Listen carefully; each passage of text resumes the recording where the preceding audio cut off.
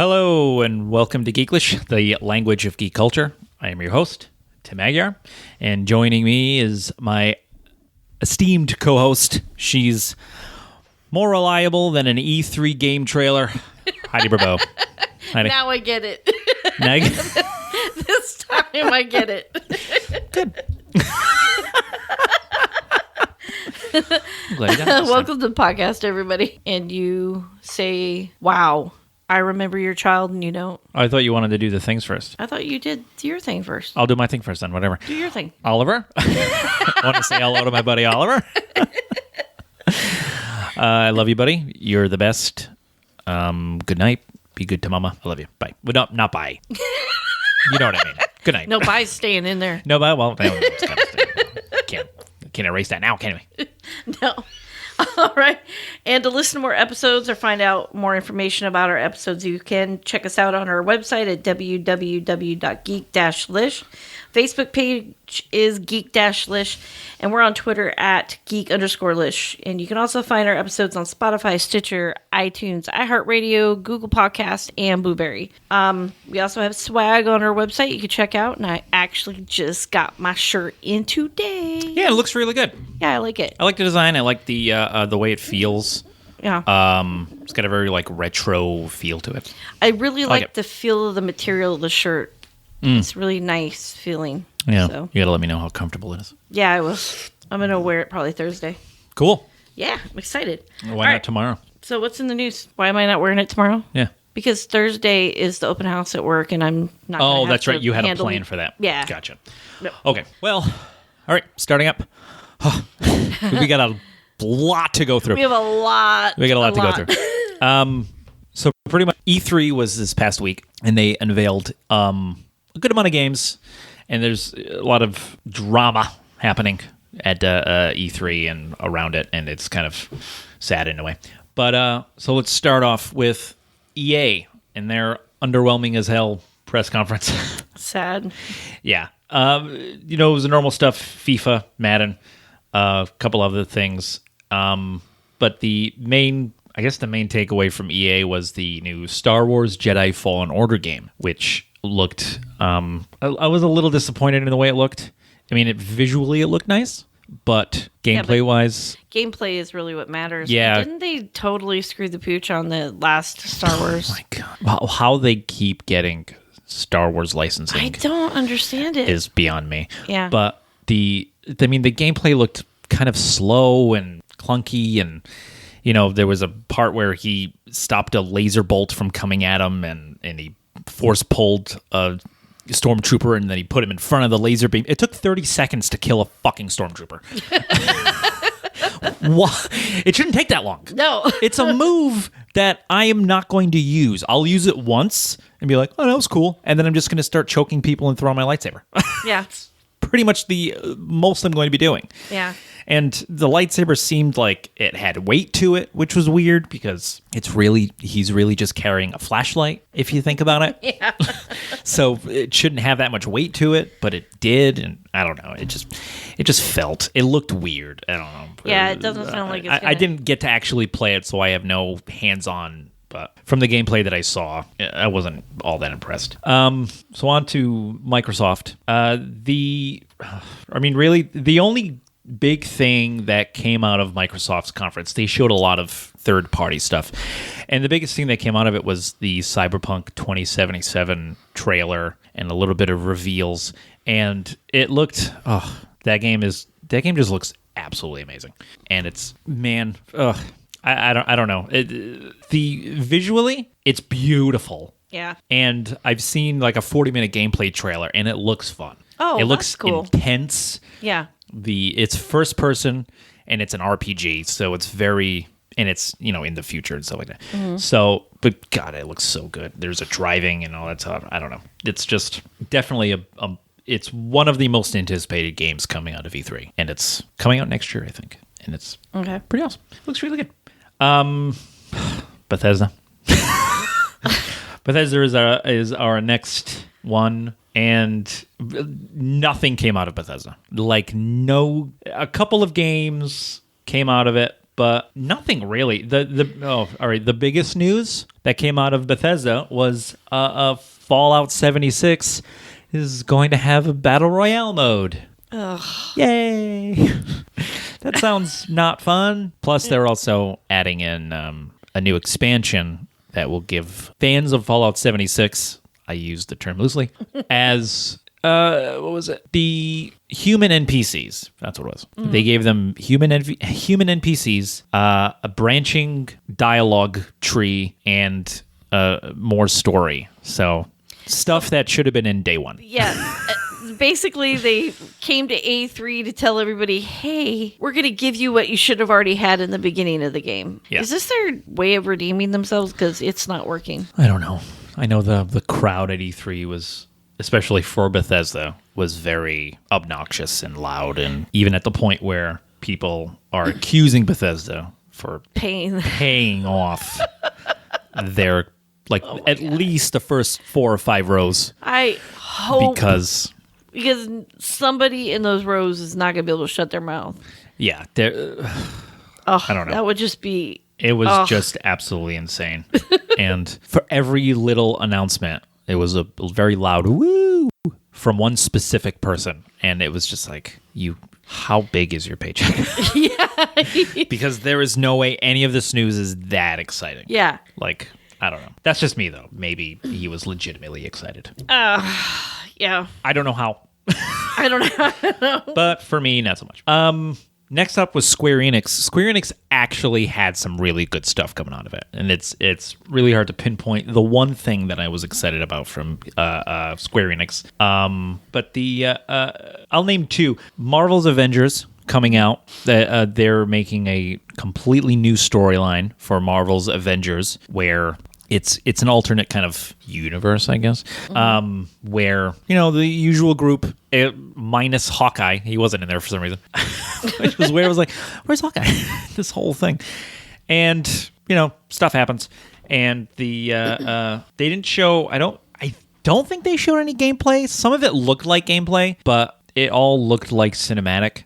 But, I mean, games nowadays, everything looks so nice. Yeah. It probably was gameplay, but it looks really good. They have a good group of voice actors in there that I know of that I'm happier. And cool. You got the main people in there. And then the other game that was coming out from them was... The other game coming out of Square Enix that I am excited for was Final Fantasy VII Remake. And they revamped everything. Visually, it looks astounding. The combat is completely different because it used to be turn-based. So everybody would take a turn, which was kind of... Takes forever. It takes forever. I was never a fan of them, which is why I never really played a lot of the Final Fantasy games, because I don't like turn-based fighting.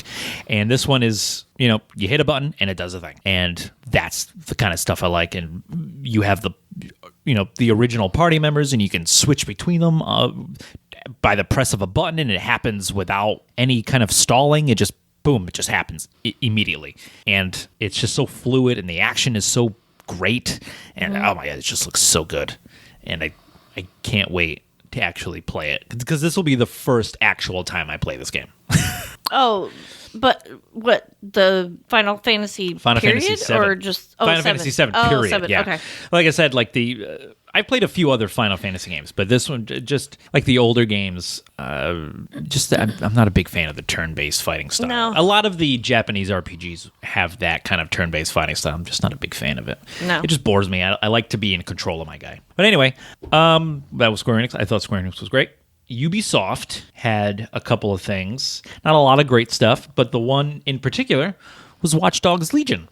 Mm-hmm. And if y'all remember out there, the first Watch Dogs, they showed us an amazing trailer with amazing gameplay, and we didn't get any of that.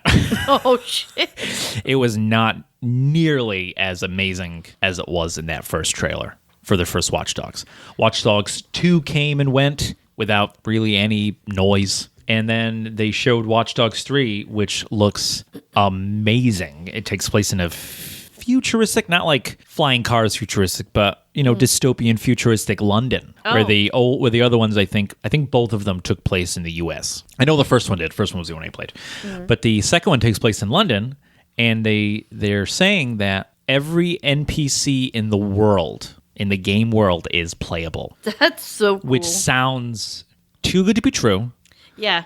And I don't know how they're going to do it, but there's, you can scan with like one of the main characters, you can scan people in like their cell phones and you get stats of what they're good at. This guy's good at hacking. This lady's good at, she gets healed when she's behind cover and, all these other things. Mm-hmm. And I'm sure some will be better than others, obviously.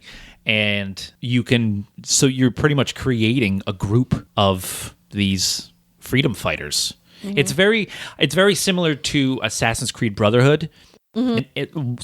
So recruiting people, but instead of just recruiting people and only playing as Ezio, you can play as those people that you just recruited. Oh, that's pretty cool. And you can swap in and out of whoever the hell you want at a moment's notice. That's pretty cool. And it immediately goes to that other person, and it looks so good. It looks so good. And you can play as an elderly woman, which is awesome. I know you really want to play her. I really want to be an elderly woman, and out of context, that sounds odd. It really does. It really sounds weird. Now, after that one, there was Nintendo. Now, which one wasn't there? Remember I told you. Oh, Sony. Sony was not there. No, who did their thing on their website? Oh, that was Nintendo. Yeah, Nintendo physically didn't do a press conference they didn't do a live press conference like everybody else had. Nintendo was, I think, one of the only ones that did besides Devolver Digital, which was kind of an indie company, and they tend to go. I'll talk about them next. Okay. But Nintendo, they have their own Nintendo Direct. They have their own YouTube channel, and they just streamed their. Probably saved a shit ton of money. Oh, they saved a shitload of money because they didn't have to fly. But they did have a couple of booths. Yeah. So they did have a physical presence at E3, but they just didn't have a stage presence. Gotcha. And out of everybody else, they did the least talking and showed the most games. And there is a lot of games. I'm not going to go through all of them, but here's a few that I'm super excited about. Pokemon Sword and Pokemon Shield. I am so excited about. I don't think I need to really tell anybody why I'm excited about Pokemon, because it's Pokemon. Okay. Okay. It's a Pokemon game. You catch Pokemon, you fight other Pokemon, you catch more Pokemon. It's a vicious cycle of Pokemon. And I fucking love it. The Legend of Zelda Link's Awakening remake, where it's pretty much the Link's Awakening game, but they updated the graphics to where it looks like you're playing as a toy Link on a model of Hyrule. Like everything looks plasticky, which is pretty cool. Yeah. And everything's got like a toy look and feel to it. And I dig it. Yeah. It looks adorable and I dig it. Luigi's Mansion 3, which I think was a surprise hit for me. Because I was like, oh, Luigi's Mansion. I played the first one. I liked the first one. This one looks absolutely amazing. It looks so charming playing as Luigi, who just constantly looks like he's going to shit himself the entire time. He has a look on his face of like, oh, I don't know what I'm doing here. It's like he looks so frightened. There are a few other ones, but my favorite one that was coming out of Nintendo was Animal Crossing. They finally announced Animal Crossing. Yeah, I know you've been waiting for that. I've been waiting for an Animal Crossing for Nintendo Switch, and now I'm getting one. They added crafting, which makes me so excited. Oh my god. I can't wait to play this game. They gave us a date. March 20th, 2020. So there was a delay. Originally, it was going to be late this year, but they moved it back to early next year. So you got to wait a little longer, but I mean, I'd rather wait for a good polished, finished game than get it on time and have it be Bethesda. Yeah, and have it be Bethesda. Have it be a Bethesda-esque style. Yeah. Just shit fest. because honestly, I'm sick of playing unfinished games. Yeah. Bethesda. You bastards.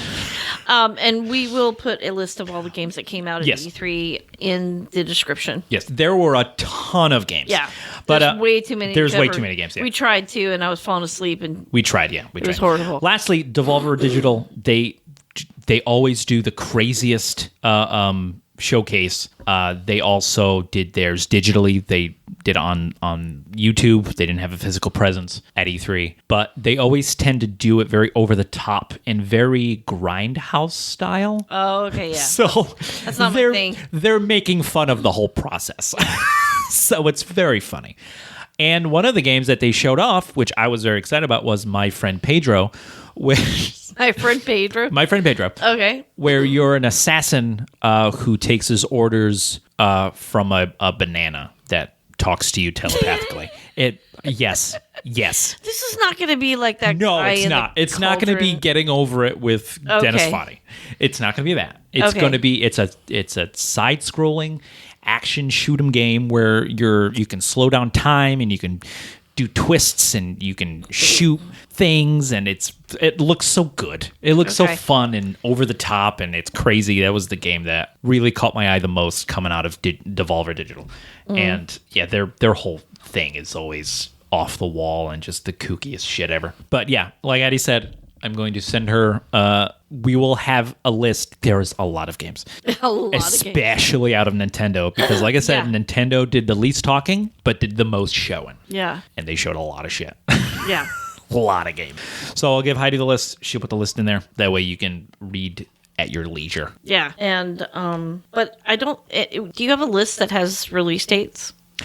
Some of them are. I think most of the games are TBD. Oh, okay. But I think there is a list that I can get you that does have actual dates. Okay. Yeah. Dates for this year. A lot of games coming out in 2020, so there'll be a lot of those. But yeah. Okay. So that's happening. All right, so that's E3. So the next thing we have to talk about is something that came out of E3 with Fallout. Oh, Todd Howard. That's right. That guy. Heidi's Wi-Fi is taking forever to load my story. Oh, I got it. Took a while. Took like 5 seconds. Jeez. It's not instant. All right. Impatient. I am a millennial. Technically, I think. Yeah. You're on the cusp. I'm on the cusp. So what's up with Todd Howard? Oh, well, he's a jackass. But anyway. Yeah, that's pretty well known. So, yeah, E3 happened. And Bethesda Showcase, he comes out, he's introduced by somebody, and he comes out and he doesn't even apologize. There isn't even like sorry for the shitty game we made or, whatever. Comes out, he makes a snarky joke about, like, oh, it's nice to see everybody here, especially considering, everything that's happened. It's nice to see everybody here. And then, laughter from, of course, the front 5 row, the front 5 rows of paid interns who work for Bethesda, who are laughing at his joke, which was like, this isn't a time for joking. Him. Yeah. That wound is still fresh. You just sold everybody a fully priced garbage fire. Yeah. Now is not the time for joking. No. Now is the time for mending. Yeah. And healing. And bringing people together. Yeah. Not pushing people apart, being a douchebag. Yeah. Jackass. But a jackass he was. Yeah. And, I mean, there were a lot of inflated numbers. Yeah. Where he was saying, oh, there's like 60 million players. What the fuck are you talking about? The online community is so nice. Well, that's because there's no real PvP on your game. People have to be nice because otherwise there's nothing. Yeah. And yeah, it's super easy to be nice to 5 other people. Yeah. Because I'm sure that's all that's playing your game now. Yeah. They're all devs. Unless they're just playing to, I've seen people go in there just to play to rip it apart. Yeah. Look at this monster, all stretched out, weird, flattened and curved limbs. Yeah, but I think in the beginning there was a lot of that. Yeah. But I think that time has passed. Everybody's been entertained. Anybody who was interested in this game is long gone or just really biding their time. Has Lou ever played it? No, but Lou downloaded it. Lou got it for $30. Oh. Because that game went on sale quick. Yeah, when it goes down that fast. That it's... Yeah, within the same month, it dropped in price very fast. Yeah, which pissed off a lot of people who paid the full price. Yeah, plus they weren't doing any refunds. I know. They were refusing refunds, which was kind of a big deal. But to to what I was going to say, to what Todd Howard was in an interview. I'm just going to say it. In an interview, he admitted to some really just dumb things. Where is it? And is he the CEO? What is he? Todd Howard? Yeah. Oh man. You know what? Oh no, he's a game director. Okay. So he's the director of Fallout 76. Yeah. Yeah. So he's a pretty shitty director. If he was a movie director, he would not be making movies anymore. But they keep giving him games to make. Ugh. But anyway, in an interview with IGN, he talks about the game as if it was meant to be a failure. I don't understand that. Neither do I. He was on. He says in the interview, we knew we were going to have a lot of bumps. That's a difficult development. We were ready for a lot of those difficulties. We were ready for a lot of those difficulties ended up on screen. I don't know why they broke it up their way. But he says that the reviews that the poor reviews that the game received were very well deserved. So he admits that, we didn't do a good job. But he also said this is not going to be a high Metacritic game. This is not what this is. That's where then he why loses did you me. charge the price that you did? I don't get that. Also, I feel like that's not truthful. I think that they screwed it up like they always do because Bethesda is notorious for this. Yeah. And now they're trying to save face. But it's too late. You made a crappy game. You won't refund things. Your swag you had problems with. Oh my God, mean, the it's bag. just the bag. The rum bottle. All these different things. Like, you keep making this bad decisions over and over and over and over again. Yeah, absolutely. And I just don't buy that. I think he's trying to backpedal. Yeah, and because who goes into knowing their game's going to be garbage and somebody's like, yeah, let me go ahead and fund that. Yeah. But he's going to do that. Yeah. But in the interview with IGN, he said Howard believes that with a game like Fallout 76, in quotes, it's not how you launch, it's what it becomes. No, Howard, it's how you launch it. This is the problem with Bethesda, is that they launch a glitchy game because they know that people know their track record. Yeah. Is that, okay, it's going to be glitchy for the first few months, and then they'll patch it and they'll make it better. That's not a healthy way to make something. No. You can't make it crappy and then promise people, well, we'll fix it as time goes on, which is pretty much what he's saying.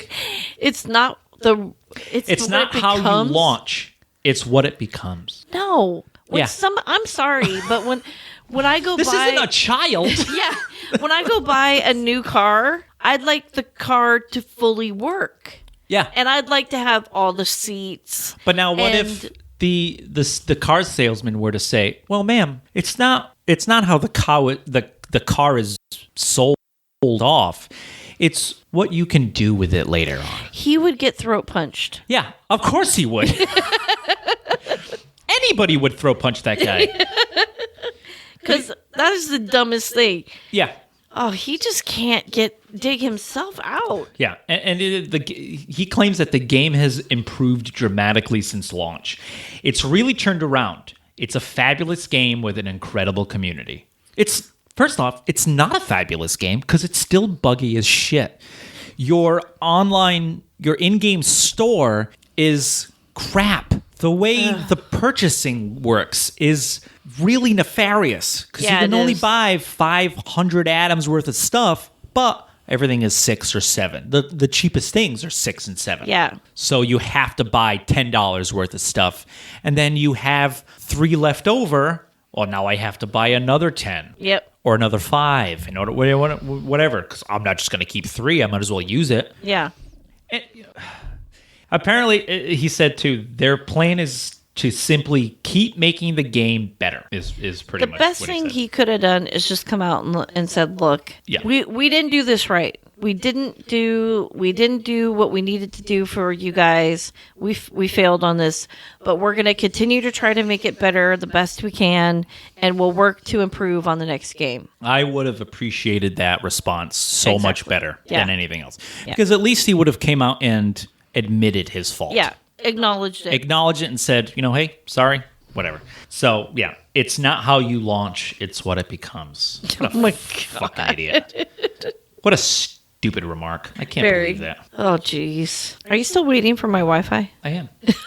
You don't usually have this problem. No, I know I don't. It's just today, because I need it. Yeah. Jesus. But anyway, on to the next tale of sadness. Whoa. Ugh. So Bethesda. I mean, Ubisoft. Sorry. Ubisoft. Yep. They're making this game called Watch Dogs Legion. Talked about it. Looks awesome. People are upset about it. Now. Specific people. Yeah. Yes. And not upset because of the type of game it is, but because of one specific advertisement, which showed 3 or 4 of some of the characters underneath umbrellas and saying something along the lines of, we don't know each other, but we're fighting the same fight, because they're trying to liberate London from these people. Yep. So, And it rains there. So and umbrellas make it's sense. London. Yeah. Of course it rains in London. But Who's mad? China. Wow. Yeah. That's pretty... Not all of China, but a good portion of China. But I guess, so the post in social media networks with the call to return our city was deleted a day after its appearance. This was the Ubisoft promotional picture. Yeah, and I knew why that was, because I told you when we were talking, I said China's a huge market. They're gonna rip that right out of there. China's a huge market. Yeah. So, yeah, they were like, sorry. China's mad. We're so sorry. Yeah, we're taking that out. Yeah, we're going to take it out immediately. Don't worry about it. But I guess since mid-June, mass demonstrations against the extradition bill to China have been held in Hong Kong. Okay. So during the rallies, protesters repeatedly encountered police officers who used tear gas and rubber bullets. So on June 13th, when the protests were still going on, Ubisoft's Facebook accounts published an advertisement for Watch Dogs Legion in which many saw a reference to the protests. Now, I think people are reading too much into it. Yeah. I don't think it was meant on purpose. Yeah, but the reason why is because the Chinese people who were protesting were holding umbrellas. That's pretty much it, yeah. Yeah. On the image from one of the editions of the game, the characters stood with umbrellas, which since 2014 have become a symbol of protests in Hong Kong. In the caption to the picture, the developers called for returning our city and our future, while the wording for the European and Asian regions were different. So both posts spoke of meeting in the name of one goal, but the Hong Kong version did not mention London. The name of the city stood only as a hashtag, which it shouldn't really matter. Yeah. I think that they took that way. I mean, they applied that image to something that wasn't a thing, but... Yeah, so the players, mainly from China, immediately condemned the publisher for political advertising and called for the dismissal of the person responsible for the posts. Oh, fuck which off. That's a little much. Yeah, it's not like it was probably... I doubt it was done intentionally in any kind of nefarious way. You owe me $5. But I really don't think it was done in a malicious way that they just... That made sense because of umbrellas in London and... Yeah, it fucking rains in London. Yeah, like... It's well known. Come on. That it rains in London all the goddamn time. Yeah. It's dreary, it's dark, it's moist. Nobody likes it. Not even the people there. So, of course, they'll be using umbrellas. And so, because of that, which I feel like, the dismissal of the person who posted it. Fuck off. Calm down. We're not going to fire somebody because we put a fucking umbrella up. Knock off. That's ridiculous. So the next day, the records were removed from the official website, from the official Ubisoft account, and the developers apologized. The situation was noticed later when network users distributed screenshots from Chinese social networks with translation. But so the next day. Yeah, that's a huge market. I mean, if you mentioned some other place where it wasn't a significant amount of people in the marketplace for it, I don't know that they would have done that quickly. but China's a huge. I mean, these are those people over there are gamers. Yeah. So this is what they said. We recently posted an entry from the promo Watch Dogs Legion, one of our latest video games announced at E3. The game takes place in London, but the post could be misunderstood. I don't think so. But since the setting was not mentioned in it, we apologize for the misunderstanding from Ubisoft's statement. That's what they said. So they took it down. They apologized almost immediately. Done deal. Done deal. But it's like, wow. Yeah, the whole dismissal thing is just a little bit. And I understand, like you said, I understand why they did it, because China is such a huge market. Yeah. So of course they are. Of course they'll appease those people. Legitimately, they probably thought it was horseshit to take it down, but they're going to do it because at the end of the day, it's... Yeah, I agree. Legitimately, I think it was... They're a business. They should never have fucking taken... I don't think they should have taken it down. Business-wise, it makes sense, too, because China's a huge market. They could have revamped something and made it to that it was London somehow. I mean, I don't know how, but... There are ways. Yeah. Knock it off. I'm not a developer, but I think it was a little ridiculous. And, you can look at anything in the world. You could look at any picture, anything, and apply it to some traumatic event in history or your life. Yeah. And then sit there and go, that shouldn't be there. Come on, people. There was that thing with, I think, Canada, where Netflix had that movie Bird Box, and they showed a quick image of a train crash. And that train crash was actual footage from something that happened in Canada. Yep. And the Canadian people were like, take it out. And they were like, no. Because, yes, was this a tragedy? Yeah. Yes. It's a historical event. It was a historical event. Yeah. Are we not allowed to use footage of historical events? Mm-hmm. Even in a fictional movie? Like, knock it off. You can't sit there. It wasn't used as a way to make fun of it or to shit on it. They also didn't show bodies. Right. They just showed, it was like not even 3 seconds. It was the quickest flash of an image of a train that was derailed. That was it. They didn't show any bodies. They didn't go into any detail on what was happening. Yep. They just a train crash. That's it. Yep. That train crash could have happened anywhere. Yeah. It happens in India all the time. Yeah. I don't know why you're laughing, Heidi. It's sad. I don't know. I'm just thinking about, you know what it is? I'm thinking about those videos you see with all the people on the trains. Oh my God. On top, on the sides. Yeah, like holding on. Shit. And I'm thinking to myself, those trains move really slow. So I'm thinking, do they get derailed? I mean, well, not now. They're going really slow with all those people. Yeah, but I think like the weight, I don't know. I don't know. Like the weight distribution is off. Yeah, maybe, I don't know. Yeah, I don't know. I'm not a train conductor. I don't know the logistics of trains. Okay. I don't know what this voice is. I don't know either. Shut up, Heidi. Moving on. But yeah, so that was Ubisoft. All right. So another amazing game that came out of E3 was Cyberpunk 2077. Yep. Oh, man. A lot of people are upset with this game. There's just a lot happening. And let me just read. I've read so much of this. That's just it's mind-boggling to me. So this was on a Reddit post. So the comment section under the rock paper shotgun hit piece had some assholes, one very vocal one in particular, repeatedly telling everyone. Now hold on, let me just rewind back.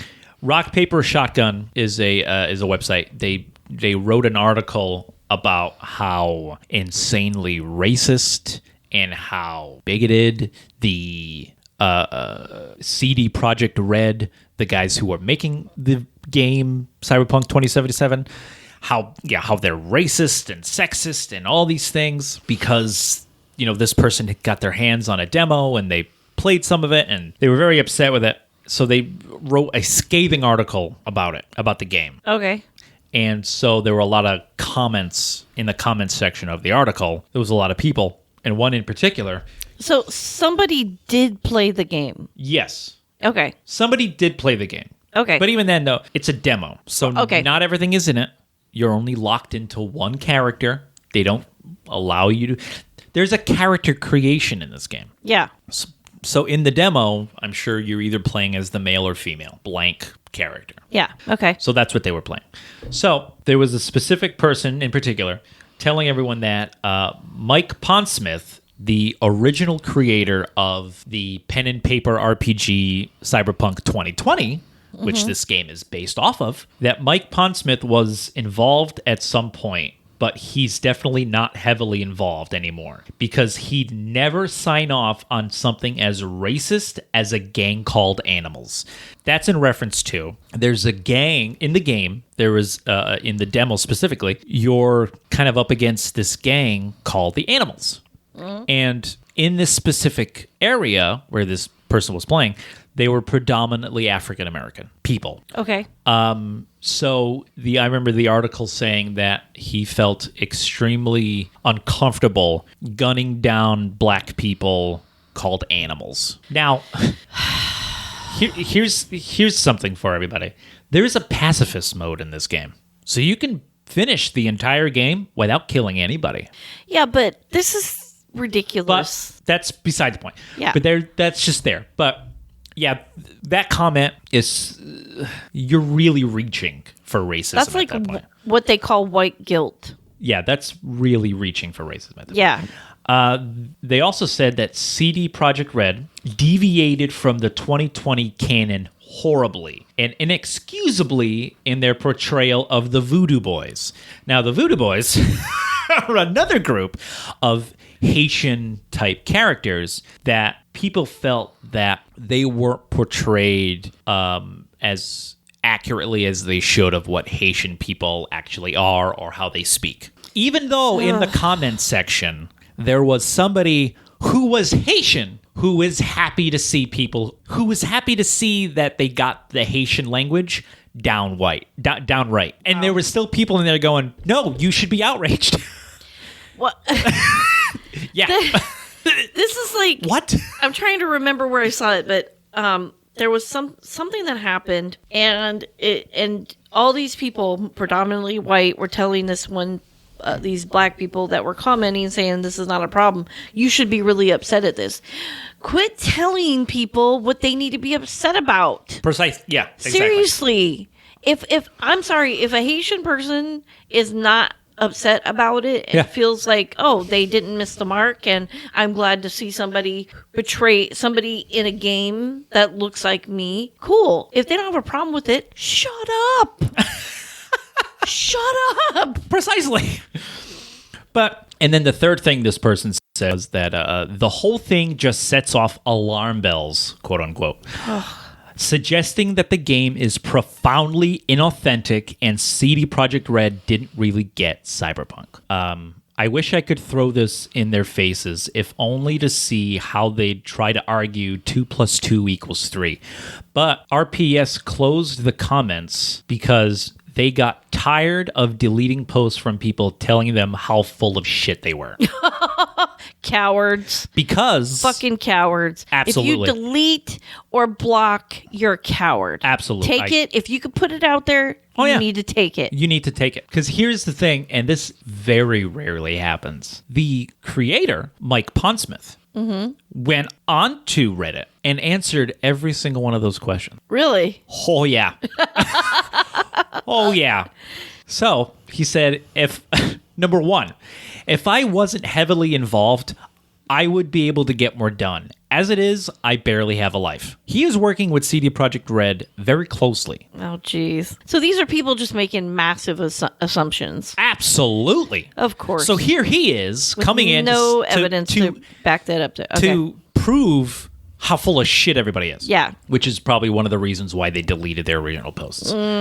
So he goes on to say, number two, as for the Animals, the whole freaking point is that they think of themselves as powerful, dangerous, wild animals.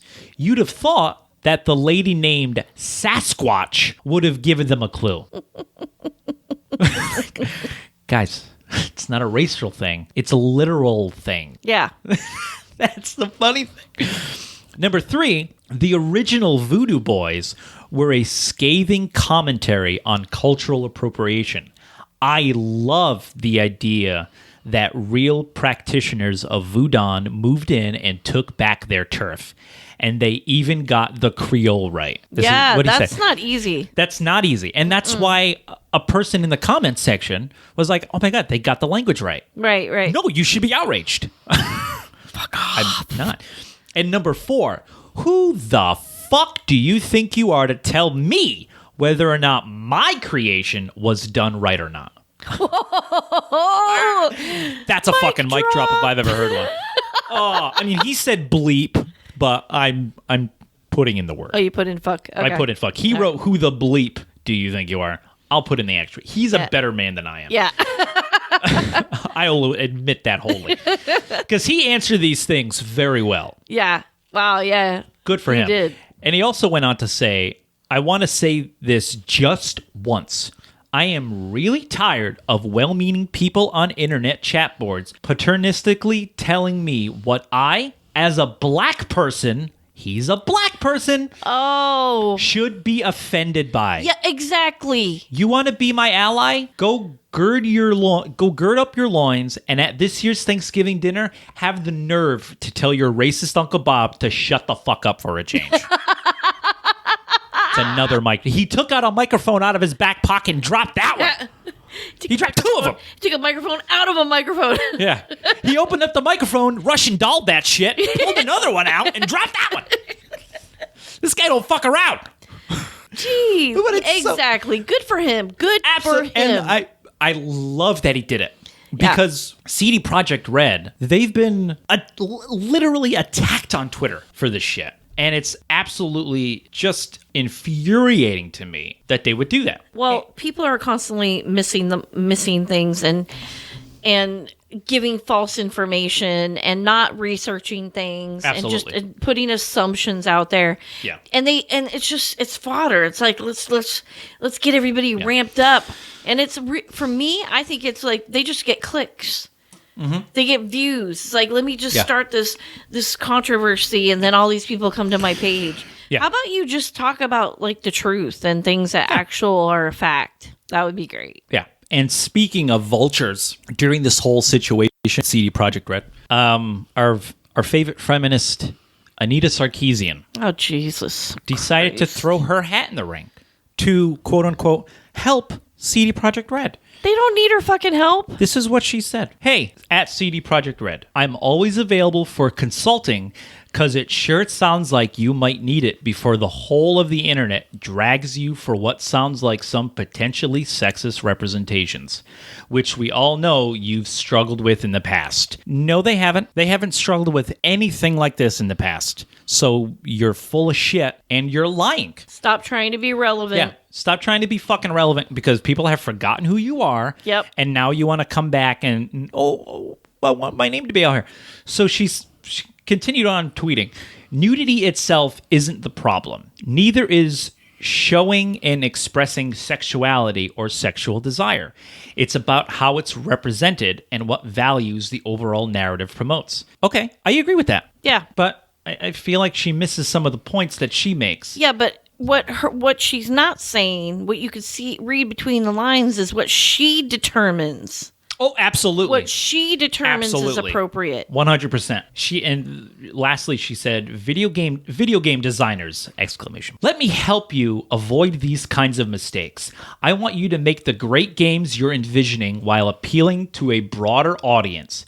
And that includes not offending entire market segments. The 0.05 people who weren't going to buy this fucking game to begin with, who just want something to complain about. And then she posts her a link to her consulting website. Of course. Fuck you. Clicks. Yeah. Visits. She is a vulture. Yes. A vulture. Exactly. Oh, CD Projekt Red is wounded. Let me swoop in and peck at them and try to get them to hire me. Oh, you know who else hired her? BioWare. BioWare hired her as a consulting for Anthem. Remember that game, Anthem? Yeah. Uh-huh. Have you heard anything about that game recently? Nope. Because I fucking haven't. Nope. So good job, Anita Sarkeesian. You really helped them sell their product. She's the Full worst. of shit. I fucking hate her I hate so much. that she thinks she's representing women at all. She's not. Yeah. She's not. In my opinion, she doesn't represent anybody. No. She represents herself, clearly. Yes. Yeah. By putting the link Yeah. to her consulting website. Exactly. What an asshole. Yeah. She's using this whole situation of hate Yep. as a platform for herself. Well, like you said, she's a vulture. Absolutely. Yeah. Exactly. I'm glad I said it. It's very smart of me. But even how horrible she is, she's not the asshat of the week. Oh, no, she's not. We have another. What is it? Oh, that's the Asshat of the week. I love it. And I completely agree with this. Yeah. This person is the asshat of the week. God. So, a little bit of backstory first of who Zombie Unicorn is.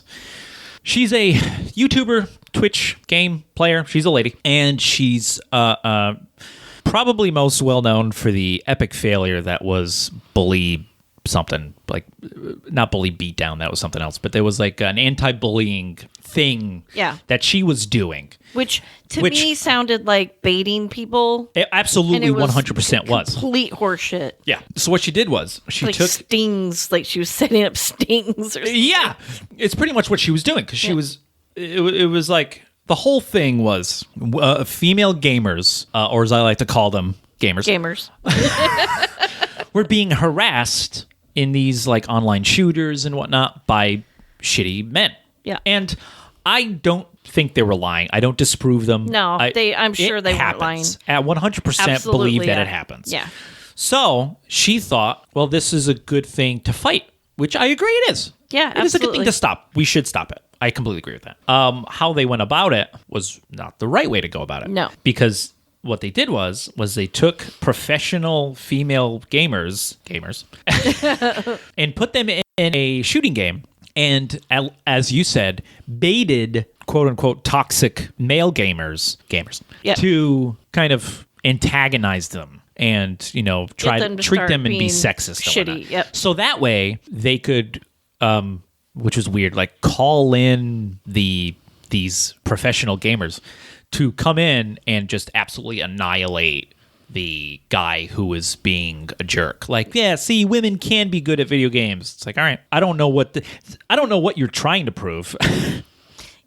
The problem is, I don't know what route you're going. You're taking a really weird route to prove your point. And the problem is abrasiveness and just going on the attack is not going to change these people. It's just going to make them dig their heels in and believe more that, now they're bitches. Now they're... Oh, absolutely.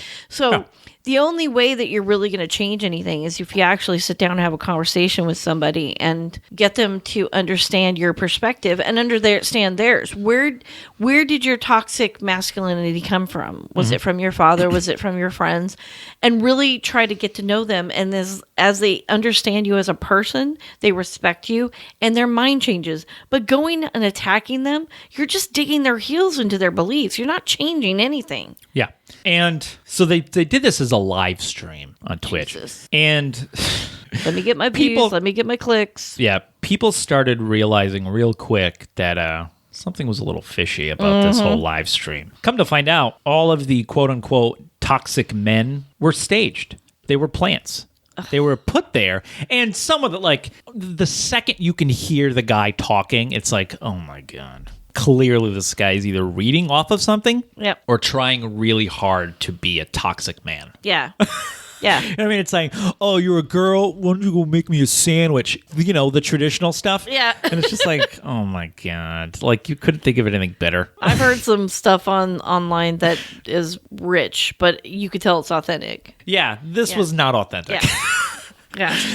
So she got completely annihilated for doing that. Yeah. And it was like, what a completely false bullshit that was. And all but that she stuff. still does Twitch, right? Oh, she still does Twitch, still does YouTube. And she goes to the conventions and she still does that. She's not hiding in the community. She's correct. From it. Absolutely correct. Okay. Yeah. She took that loss and, took it in stride, whatever. And so this year at E3, she was at E3 and she walked by, I forget which booth it was. But there was, I think it was a booth for energy drinks. But she put a video up and she tweeted, why the fuck why the fuck companies still out here sexually objectifying women as booth babes in 2019? What do booty shorts and bra tops have to do with energy drinks? Stop this cringy shit already. For fuck's sake, this is embarrassing. That's what she wrote.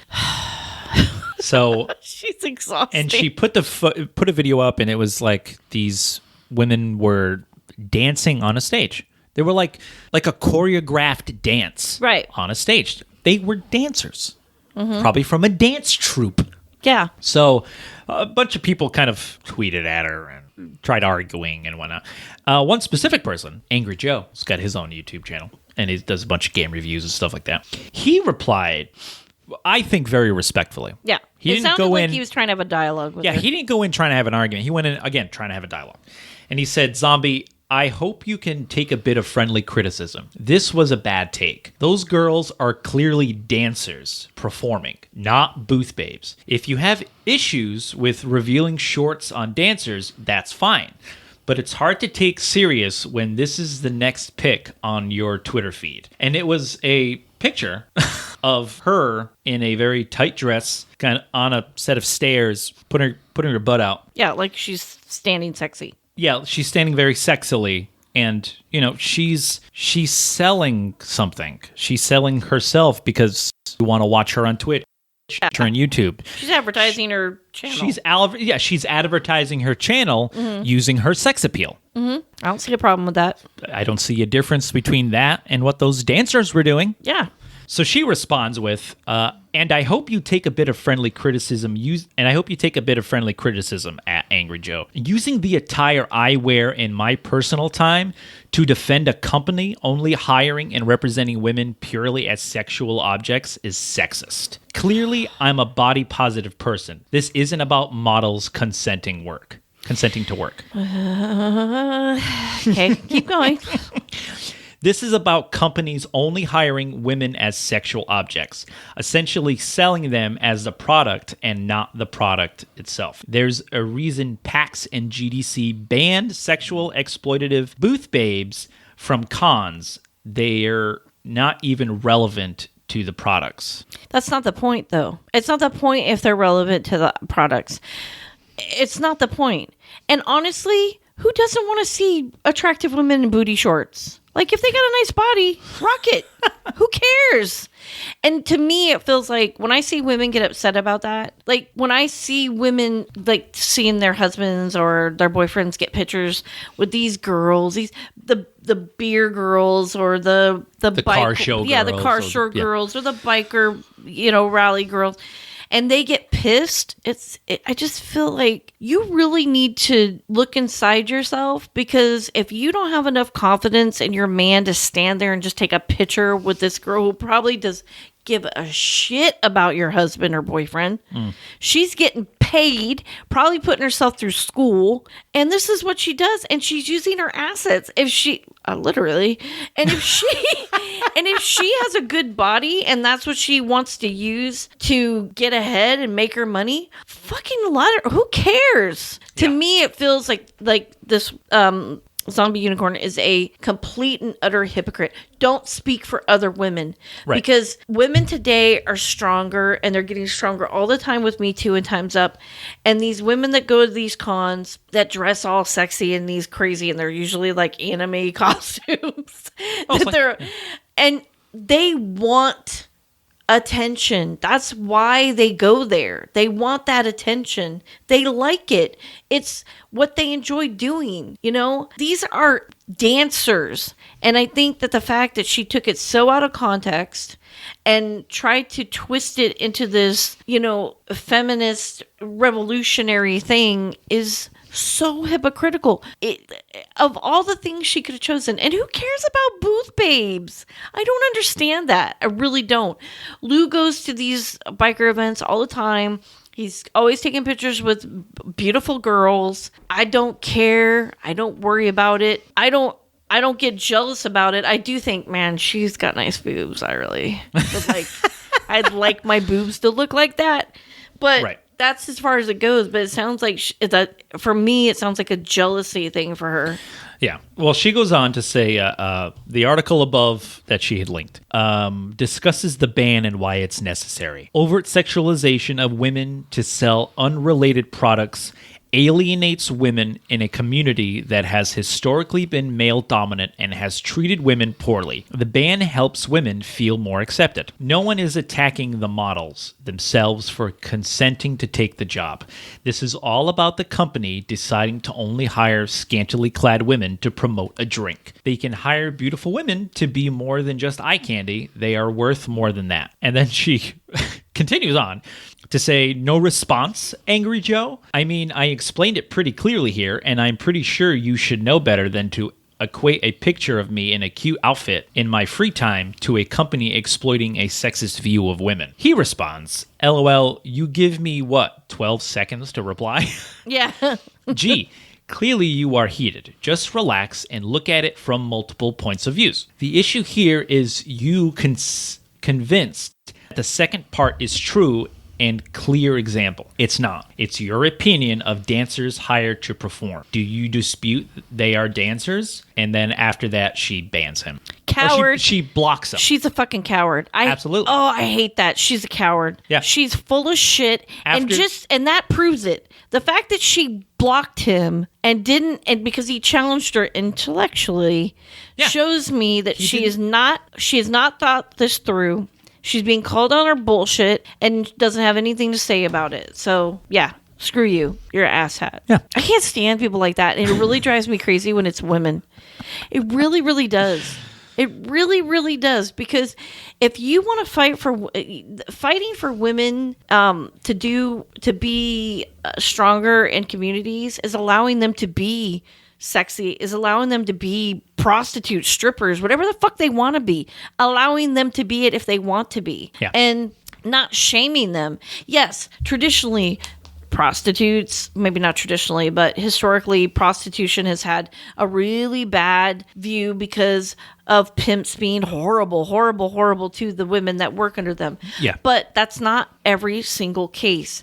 And strippers, these girls are going to college. A lot of these girls are going to college. They're putting themselves through school. They're taking care of their families. It's also defending them. And I'm like 90% certain those girls that were dancing up on that stage were getting paid and didn't feel sexually exploited. So great that PAX and whatever else place wants to not have, ban those things. Okay, that's if they want to do that, that's fine. And I do agree that this industry has been male dominated and women aren't treated well. That's why we're always having these conversations. But every fucking industry does that to women. Yeah. This is not a isolated thing. It's every fucking industry does this to women. Stop acting like it's just like she's some superhero for women in the geek culture. Fuck off. Sorry, I went on a rampage, but she just makes me so crazy. No, rampage away. I don't. Well, I think this might be like one of the if she few didn't rampages. block him, then I wouldn't be this pissed. But it's like, okay. Because she blocked him right after he made that comment. Yeah. She blocked him. Because I feel he was being very respectful. Yeah. He wasn't attacking her. He was debating her. That's all he was doing. Debating her thoughts. Just saying that, you have to look at it from different points of views. Yeah, and I disagree with you. Yeah. And then, blocked completely. Oh, and it was her. just, absolutely. She is the worst. I agree. But you know who's the best? Who's the best? The triple threat? The triple threat at E3. These three people, two people and animal, made... He's a person. Sure. Made E3 just memes. Yeah. Just memes and GIFs and just awesomeness. So first one I'm going to talk about is Ikumi Nakamura, who was the creative director of Ghostwire Tokyo. She came out, I think this was for Bethesda. She was like the highlight of Bethesda. Yeah. In all honesty. She was a good thing that came out of it. I think that was Bethesda. She comes out and she's just the most bubbly, and she's like posing, and she's like doing like weird, she's Japanese, clearly. So she's doing very odd, anime-ish, very animated poses. And she's talking about this game, and she's trying to speak in English, and it's very hard to understand her in English. Oh. And she's like, it's a very spooky game. I'm like, oh my God, I love this lady. I love her so much. And like, she's really into it. She's really into I'm loving it. it. And people love her. People have fallen in love with this lady. She is just... And you can look at... I saw a picture of her, and she was doing this weird, like... pose. But you can look at her face, and she just looks like you... I look at her face and I go, I just want to spend time with her because she seems so fun. She seems so bubbly and fun, and she looked so genuine. Yeah, She looked so like genuinely happy to be there. Yeah, exactly. And talking about this game that she's been working on, and right? You know what I mean? And it's very spooky. I fucking love it. I love it. Second person. As you wanted to call him, was this came out of Xbox, I believe, or EA. I forget. They're all a blur to me now. But John Bernthal, the guy who played Punisher and Shane in The Walking Dead, comes out because he's in a new video game, the new Call of Duty. Yep. And his likeness is in there. He's a big pity advocate. He's a big Pitbull advocate. Oh, like pity. I was like, pity. They call him pity for who? But yeah, Pitbull actually. Yeah, he's big. And he comes out with this dog, this Pitbull, this grayish brown Pitbull. And named Bam Bam. Bam Bam? Bam Bam. I love it. Comes out, no leash, just walks. Very well trained dog because the dog came out with him, and there's this is a full crowd of people, and this dog is so calm. Yeah. And he just looks at the dog, is like, all right, down, lay down. And the dog lays down. And for the whole time he's talking about the game, the dog is just on the ground. Just chilling out. And it's like, and every so often the camera would like pan to the dog. It's like, as he's talking. Like, yeah, this game's going to be awesome. There's a doggy. Look at that doggo. Oh, he's the goodest boy. And the internet exploded because of this dog. I love that. Because of Bam Bam. And it was just like, Bam Bam is the goodest dog ever. Look at him. He's so good. I love that because Pitbulls always have such a bad rep. Yeah. And they're such amazing dogs. And yeah, he was just chilling out. And then when it was time to go, dog got up. Walked right out with him. No leash, no nothing. Just like, very well we're leaving, trained. Dad? All right. Like, we're leaving? All right, cool. Cool. Chilling in the back then. And the coup de grace of the trifecta was, again, CD Projekt Red's Cyberpunk 2077. During the trailer, we get a really cool visual of this robotic arm reaching down to kind of help us. And the camera pans up, and it's fucking Keanu Reeves. And it's like, Keanu Reeves is in this game? Like, really? Or does it just look like him? No, it looks just like Does it really? Oh my God. He takes a sunglass. It looks exactly like him. They did a phenomenal job. Oh, that's awesome. And apparently, I didn't know this, but apparently he's actually playing a character from the pen and paper RPG Cyberpunk 2020. Oh, really? So he has lore in this world. Oh, cool. So he apparently is going to play a very important part in the overarching story of the game, which is awesome. That is really because cool. I want Keanu Reeves in the game. And yeah, who doesn't? Yeah, Keanu Reeves is in the game because he does the voice and obviously the motion capture work. But it doesn't just end there because then, like, you know, a door opens and it's just fog and out walks Keanu Reeves.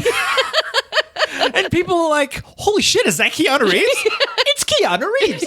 And he is beaming, smiling ear to ear. He, again, another person who's genuinely happy to just be there. He's, you know, by all accounts, he's such a genuine person. He's such a sweet guy. I've never heard a bad thing about him. No, neither I've never heard a bad thing. He comes out, and the best part was, you know, he comes out, people are cheering. He's got to get through the promo. He's got a few words he's got to say. Yeah. And it's like, you know, walking through the world of Cyberpunk 2077 is breathtaking. And somebody in the audience yells out, "You're breathtaking." And without missing a beat, he goes, "You're breathtaking." And "You're breathtaking." You're all breathtaking. And it's just like, how do you not love Keanu Reeves? I know. And he goes and he's like smiling and laughing, and he's like, oh man, like, and he gets really into the projects he does because I've seen a couple things, like, because, you know, everybody loves Bill and Ted, but Constantine is like my favorite movie. I love Constantine. Yeah, that's a really good movie. And he gets really, really into his project. So I imagine that getting into this video game that I wonder if he games. I don't see that, but I don't know. That's a good question. Yeah, I I don't see him as a gamer, but he gets really into these projects. So I wonder if he really does, yeah. plays specific ones, maybe this specifically. Yeah, maybe. But I don't know, but that's really cool that he's in it. Yeah, and they got him like so well in the game. He looks perfect. Oh, that's he looks cool. exactly like himself. The long hair and everything. He looks like that and he's just really got cool. a robotic left arm. I love when they can do that. Yeah, it looks so good. That is really cool. And yeah, like Bam Bam and the game director. I want to get her name. Yeah, her name's kind of Ikumi Nakamura. And Bam Bam, Keanu Reeves blew up the internet, and people just loved him. I'm glad that they did something happy instead of the sad like Keanu they took Reeves.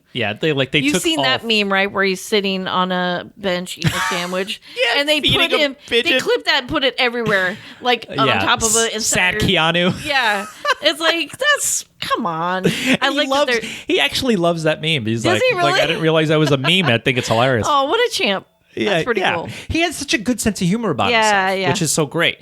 Yeah. And which is why I think that like these memes for all three of these people, including Bam Bam, have just exploded. Like the day after, it was just everybody was just like, we need to protect these people. They are amazing. They are amazing. They are. They made E3 worth it. Yes, we need to protect them from the hatred of this earth. Yeah, because there's a lot of it. Pure souls. We need to protect them. And it was just so funny. And that's awesome. That was the biggest, most positive thing that come out of E3 was just, and it was so nice to see like on Twitter specifically, just everybody sharing and creating these memes of these three people. That is so cool. And of just like, I have to look those up. Like how awesome they are. Yeah, and just like the dream team of That's so cool. The dream team. Yeah, but like the dream team of Keanu, Ikumi, and Bam Bam, and it's just so funny. Yeah. I just loved it. It was like, yeah, that's so awesome. Besides Nintendo, that was the thing that made me smile the most. That's cool. Was the triple threat. The triple threat. The triple threat of happiness coming out of E3. I loved them. I loved them all. Awesome. Yeah. Awesome. Well, everybody, I think that's it for us. So to hear more about our episodes, you can check us out on our website at www.geek-lish. We're on Facebook at geek-lish and Twitter at geek_lish.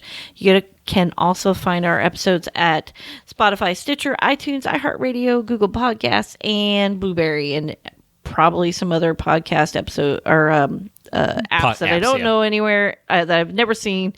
But you can check us out there and check out our website for all kinds of extras and swag and just stuff about the studio and what we're doing and all that kind of good stuff. Yeah. And that's it. All right. Stay Thanks, nerdy everybody. out there. I cut you off. You did. You want to do it again? Do I go or do you go? What? Do I go or you go? I'm going to cut you off again. You go first. Thanks for listening. No.